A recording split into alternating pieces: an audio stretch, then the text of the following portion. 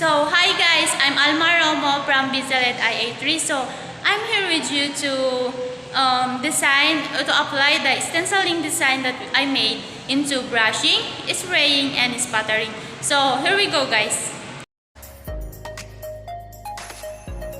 So the first I try is brushing.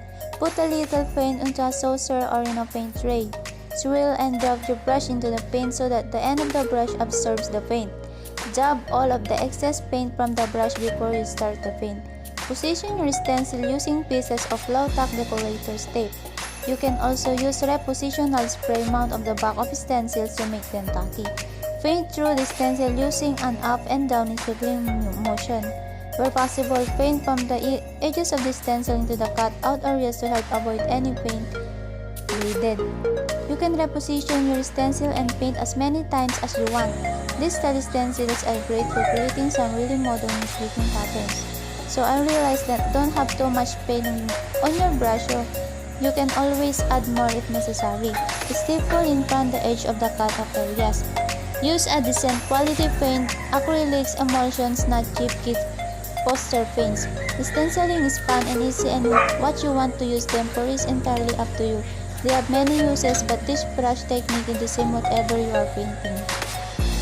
So this is the outcome of the brushing.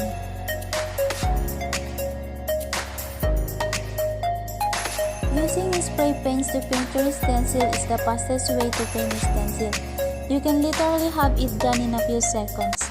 Spray paints can also make some great effects. You can blend colors together by spraying colors next to or on top of each other.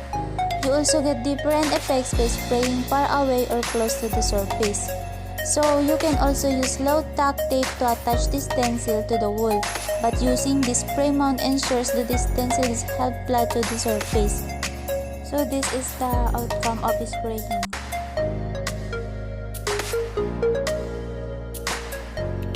So, sputtering is a painting technique in which paint is blanked with a flick of a brush onto the painting surface, most often associated with watercolor.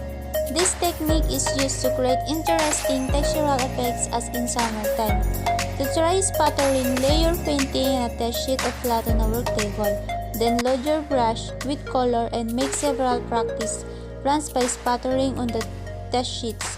You can also expand on this idea by spraying spattered marks with a light mist of water.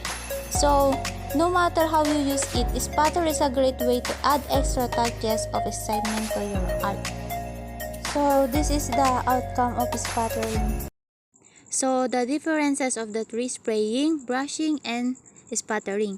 Spraying is particularly useful when applying over textured surfaces.